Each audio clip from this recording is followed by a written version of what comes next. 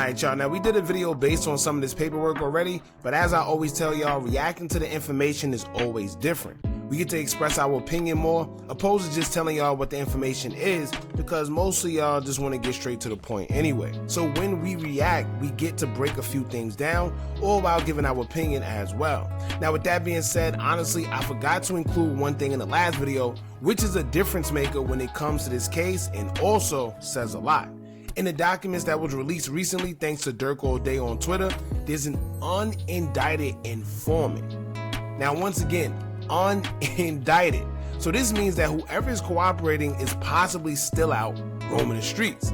Now this also means whoever the person is, they're not included in that RICO indictment. So this is getting interesting because a lot of people were pointing fingers at OTF Varney, stating that he may be the government's witness. Now I'm not saying that he's completely not, but we're being told that there's an unindicted person that's cooperating.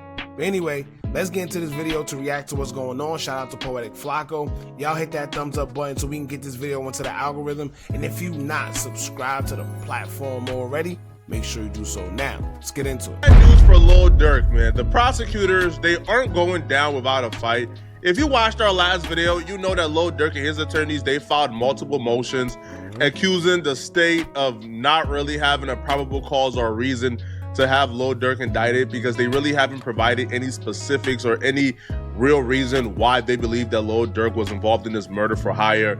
And they also said, yo, Lil Durk shouldn't even be indicted because the attorney general don't even have the right to indict him because he wasn't properly sworn in.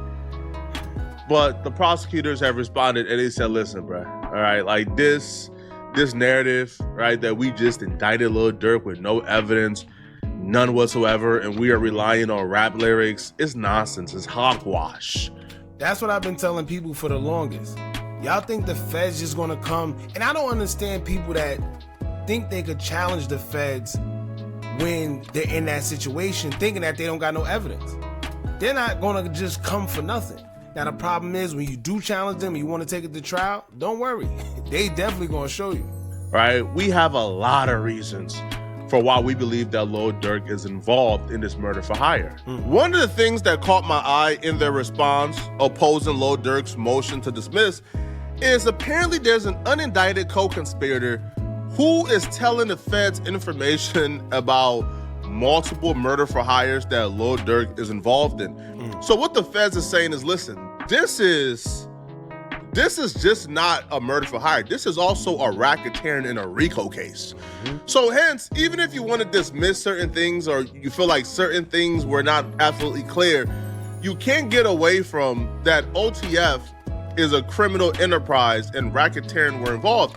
And one of the instances they're trying to prove that racketeering is involved here is apparently, right, the affidavit further stated that, well, confidential witness 1 provided information about shootings and other overt actions that OTF members and associates took to commit violence on behalf of OTF.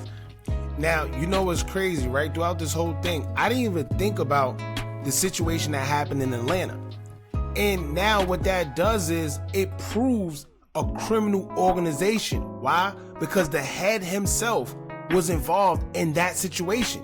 And everybody that's a part of OTF, they were involved in that situation too. They were all OTF members. King Von, Lil Durk, Hella Bands, THF Bezu, right? All 4 of these guys are part of OTF. So to be honest with you, I'm actually surprised a RICO didn't come sooner. But maybe, just maybe, they've been working on them since then. You see what I'm saying? So now it's getting kind of interesting when they add this, because now this is more than enough backing to say, yo, they are a criminal organization or a criminal enterprise. This is where racketeering comes in. So even if Lil Durk is found not guilty of the murder for hire, the racketeering is still here. Damn. The affidavit then provided a specific example of racketeering activity in which defendant Banks and other OTF members participated, specifically in Atlanta robbery turned shootings in which defendant Lil Durk and King Von were both charged with attempted murder and participated in criminal street gang activities. But then it gets worse, bruh. I don't know. all right, if the unindicted co-conspirator is adding some sauce to it. But that boy told the feds that Lil Durk caught a hit on 6 people. And they would say he provided them credible information about the 6 hits that Lil Durk asked OTF members to commit. Boom. Now, once again, right, they're not just going to come out and say it. And I think this is why Lil Durk, in his defense, is trying to get them to say what the statements was and tell them who's the witness. First of all, they're not going to tell you that, especially if you already have an M for hire charge. Right? That's like him trying to expose the jury, but their defense is, well, why would we do that when you already known allegedly for putting money on heads? So why would we expose the witness or the jury when possibly they can be threatened, their life can be in danger? Who knows? Even if it's not true, that's their motive. That's their defense that they have to say, well, no, we don't want to tell you what the statements is. We don't want to expose the witness, and we don't want to expose the jury. But for them to come out and say that he did put 6 hits on people, best and believe that they do have enough credible evidence to say that. They're not just going to say it. Whether it's text messages, right? Whether it's screenshots, FaceTimes, I don't know what they got, phone calls. But just pay attention. More specifically, following the murder of King Von, the affidavit further disclosed that confidential witness 1 knew that Lil Durk placed other monetary bounties for the murder of people with whom defendant Banks was feuding, including 6 other individuals. The affidavit also listed significant evidence cooperating confidential witness accounts of Lil Durk involvement in SR's murder. What I'm not gonna do is sit here and look y'all in y'all eyes and lie to y'all people. That's what I'm not gonna do. I'm not gonna sit here and say, oh my God, what? You're lying on Lil Durk. Man, listen, bro.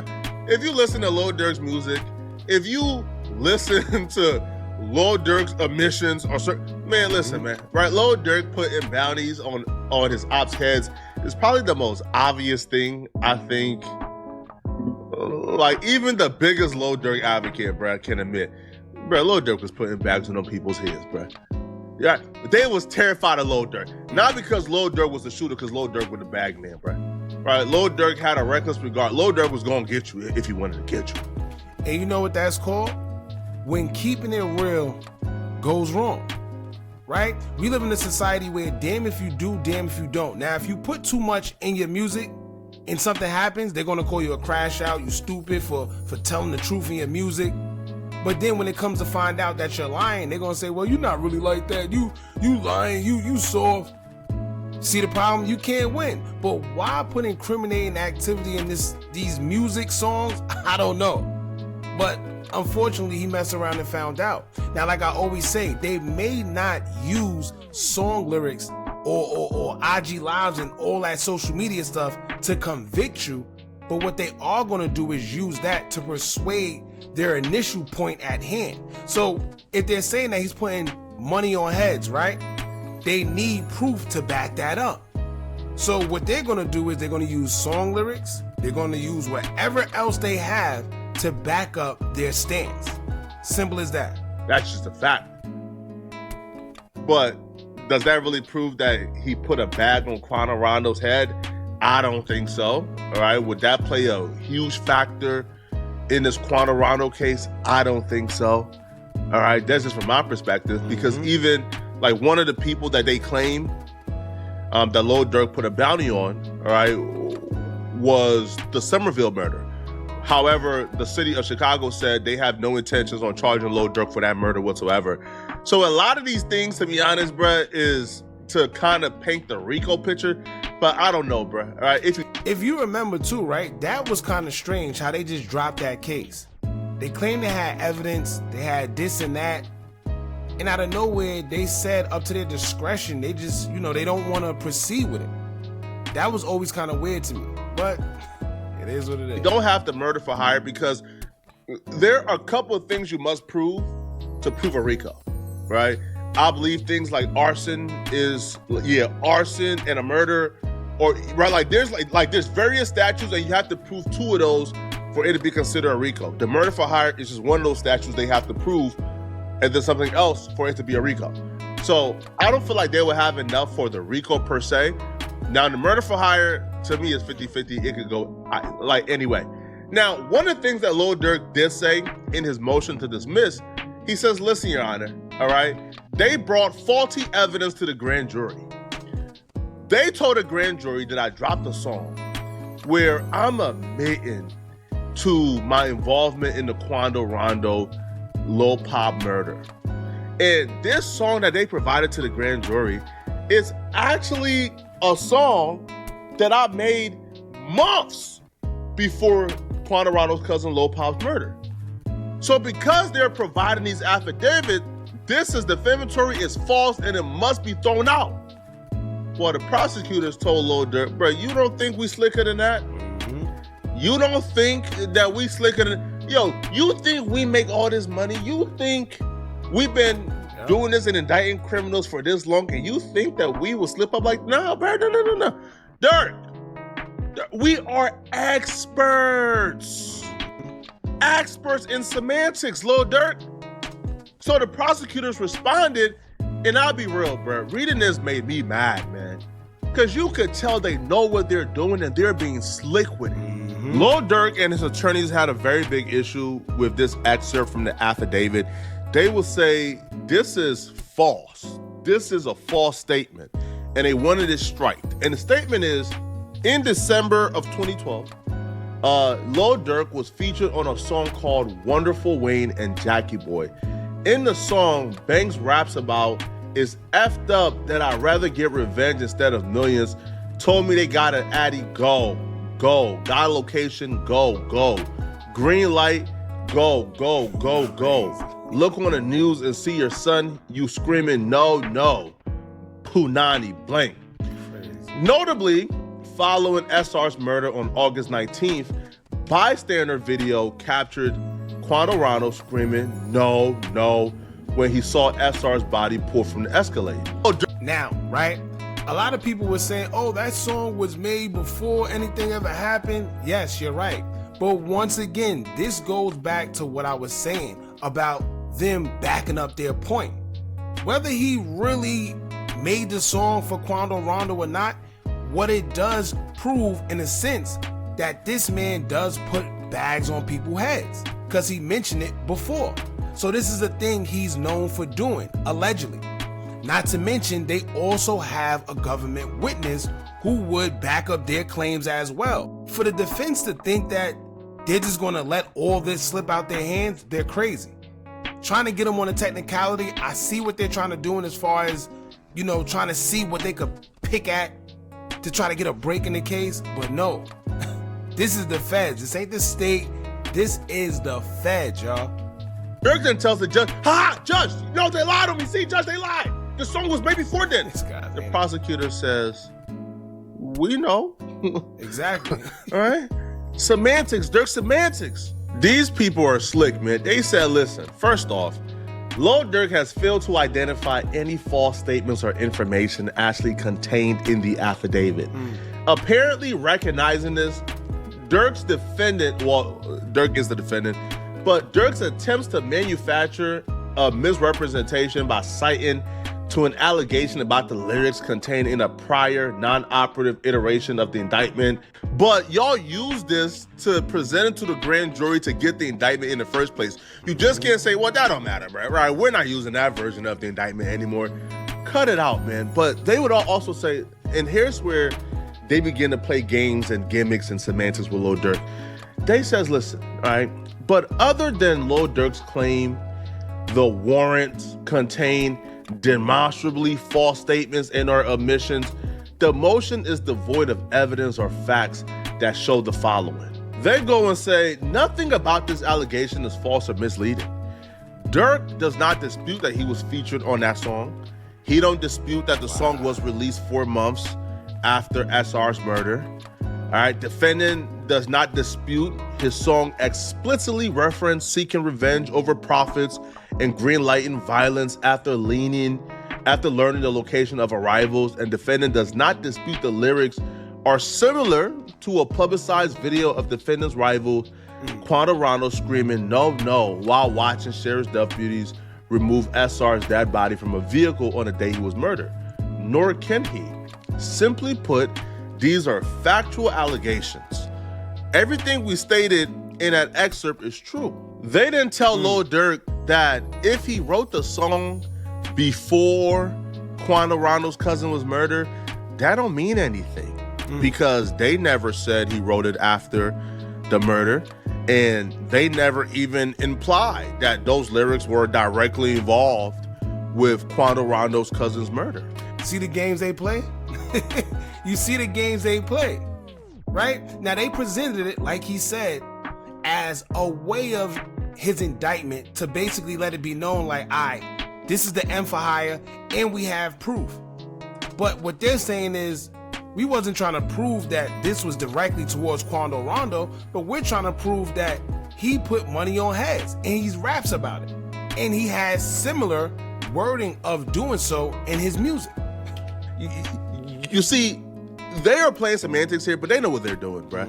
Right? They know that a grand jury or anybody with common sense will read that and fill in the blanks themselves. But because they didn't fill in the blanks, they're saying, what exactly did we lie about? Didn't you release a song? Didn't you say those lyrics? Didn't Quando Rondo's cousin die? Didn't Quando Rondo scream no, no? We didn't say that song had anything to do with this. We're just saying, you know, you have a propensity or whatever it's called, right? You have a knack of calling hits on people, or you have a knack of rapping about calling hits on people and about seeking revenge. Once again, like I said, this is what they're doing. They're saying, well, we didn't say you did. We implied it, but we didn't say it.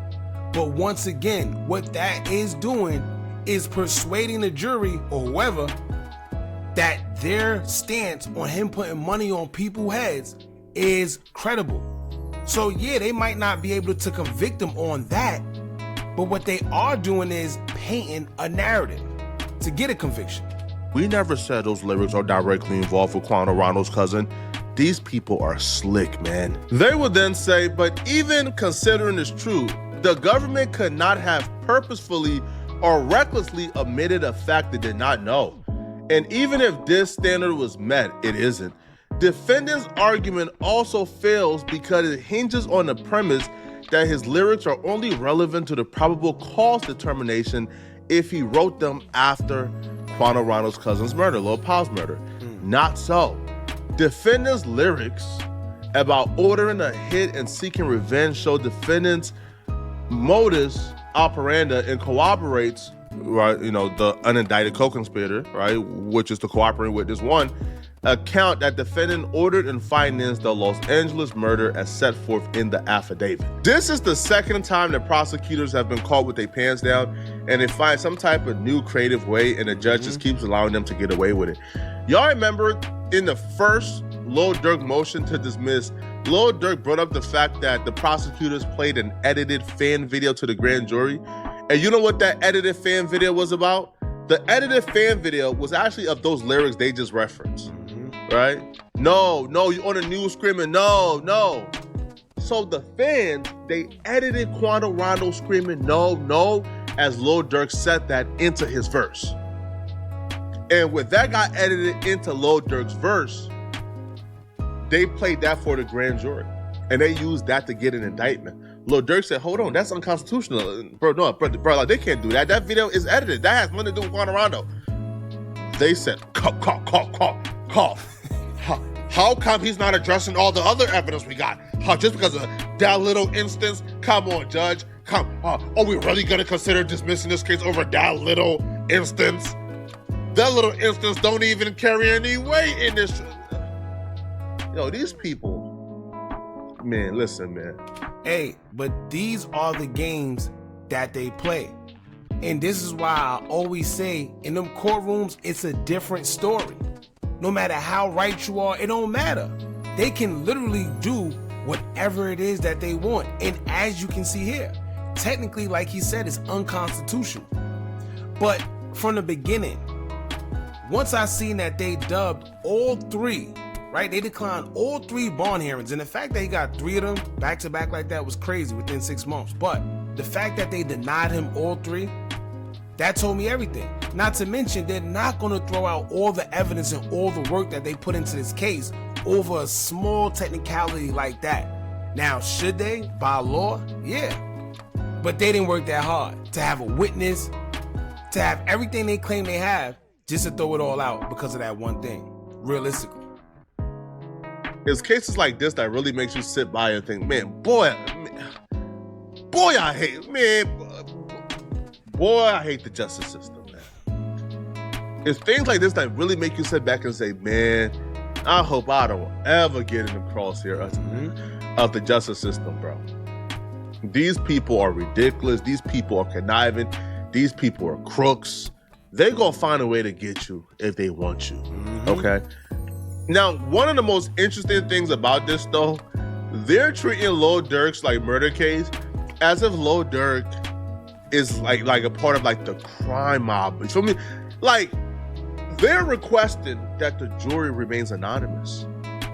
That Lil Durk and them don't even get to see who the jury is, right, during trial. Now, this is usually reserved if it's a trial, I don't know, for like a cartel boss. Like if Al Chapo is at trial, the jury is anonymous. You know why jury's anonymous? Because Al Chapo got an international crime network that will get you murdered for playing or for voting him guilty. So the fact that they're now trying to get an anonymous jury is like, huh? What? Y'all think Lil Durk got that reach? Y'all think Lil Durk is really gonna, murder the jury? Like, y'all think Lil Durk is that cutthroat? I said the same thing. However, you gotta remember, whatever you do, it follows you. Your criminal history follows you, right? The allegations, wherever it is, can be used against you in the court of law, like they say. And unfortunately, if he's already facing an M for hire charge, they can use that against him. Not to mention, in the past, he has been accused, whether it's true or not, he has been accused of allegedly getting people out of there when certain cases, not just him neither, right? A couple of OTF or O-Block or whatever affiliates have been accused of tampering with witnesses. So, we don't know. But at the end of the day, he has been accused in the past, so it's just following. And unfortunately, that's how it is. Y'all jump in the comments, let me know what y'all think about this. How do y'all feel about the unindicted witness that they claim to have? Do y'all think anybody within the case is telling? Let us know in the comments, man. Don't forget to like, comment, share, and subscribe. Hit that bell so you're notified every time we drop new content. And remember, as long as you keep on watching, I'm going to keep on dropping. I'm out.